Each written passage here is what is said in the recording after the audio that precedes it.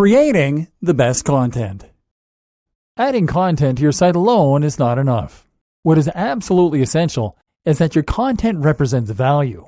If it doesn't, well, then you might as well not bother.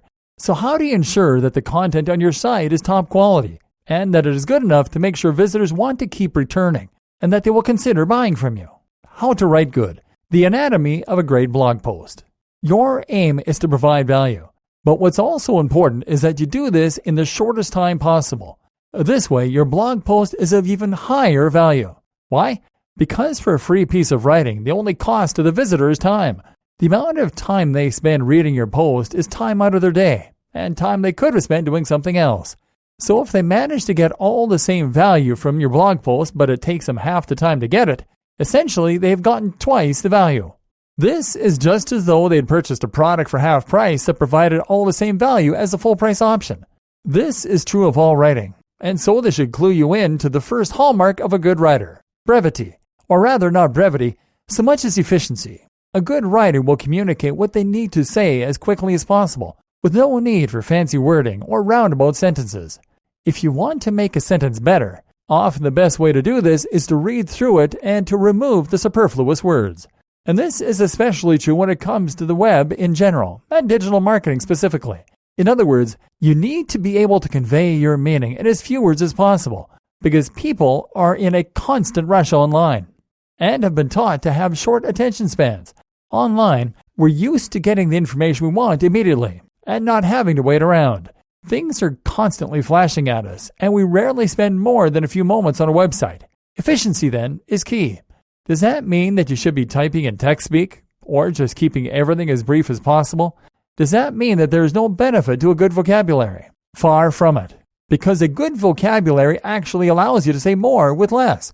Meanwhile, phrasing your sentences in particular ways, sometimes less direct ways, will sometimes allow you to convey a less obvious meaning. For example, choosing one phrase over another might mean that your reader spends a little longer. But if it better describes a scene or better conveys the tone you want your message to carry, then those words were not wasted.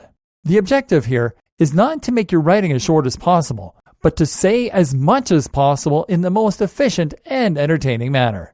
Telling stories. Writing your content in a manner that is efficient is one strategy that is going to help keep your readers on your page and keep them reading. There are others you can use too, though, and this is where you need to start getting strategic. One crucial tip is to use storytelling whenever possible and wherever appropriate. Storytelling means that you are making your content much more personal and phrasing it as something that happened to you or to someone you know. So instead of talking about a technique to earn lots of money, you might instead talk about how you earned lots of money via a certain technique. This subtle shift will make anything you write about considerably more engaging, to the point that it has often been described as SEO for the human brain. Storytelling is powerful because the brain has evolved to respond well to stories. Stories allow us to imagine ourselves in the storyteller's shoes, which makes whatever is being said much more engaging, emotionally resonant, and interesting. What's more is that we like to hear how stories end. So if you start your story off in an impactful way, you can bet your audience is going to keep reading. Telling stories will generally mean that your content adopts a more personal tone, which in turn will be more colloquial. This also lends itself well to a personal brand, which we'll touch on in a moment. Either way though, make sure that your content is easy to read, but that it also matches the tone and the nature of the niche you're writing for. A blog content is best when it is conversational, but only if that doesn't undermine your authority. Providing value. We've already discussed the importance of providing value, but let's just ram this idea home a little further. If you're going to create any kind of blog post, YouTube video, or infographic, then it needs to offer some form of value. Otherwise, you are just wasting everyone's time. So what does providing value really mean? Usually, this means that you will be offering information, entertainment, news, or education. Whatever the case, it is critical that you do this in a way that is creative and that offers something unique. This is a key word, and this is the thing that many bloggers and SEOs forget. It's easy to share information in a blog post. You could write about how to do press-ups or how to do basic SEO. But at the end of the day, those posts won't offer a ton of value. Why? Because we've heard it all before. There are countless posts out there that are very similar, and that availability drives down your value. On the other hand, if you can provide something completely new, how about a new form of brain training that will result in greater physical strength? Or what about a powerful hack that can save internet marketers money? Then you'll have something valuable to offer. Don't be generic. Don't be derivative. Offer something completely new, and that way you will be able to get people excited to read your blog posts or watch your YouTube videos.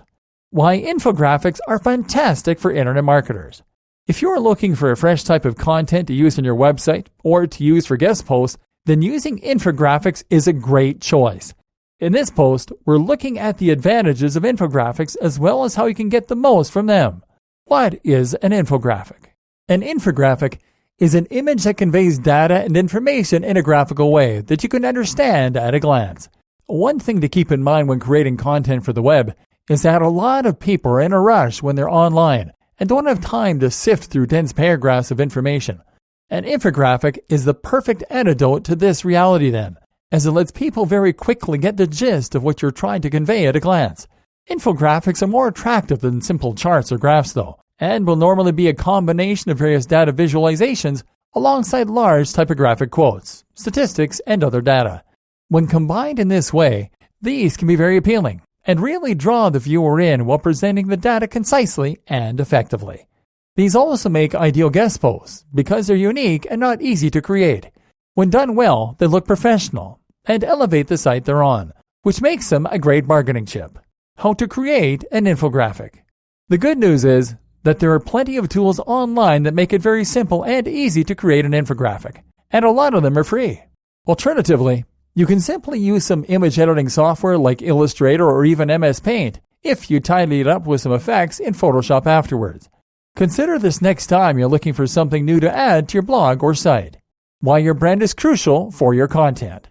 Good content alone is not enough to build trust and authority, however, and this is very important to understand. For content marketing to work, it is crucial that you have a great website and a good brand. This brand should be represented by a strong logo, and it should be driven by a strong mission statement. Your brand should perfectly identify the type of person who should be reading your site, the type of person who will appreciate your content, and it should qualify itself by implicitly stating who shouldn't visit your site.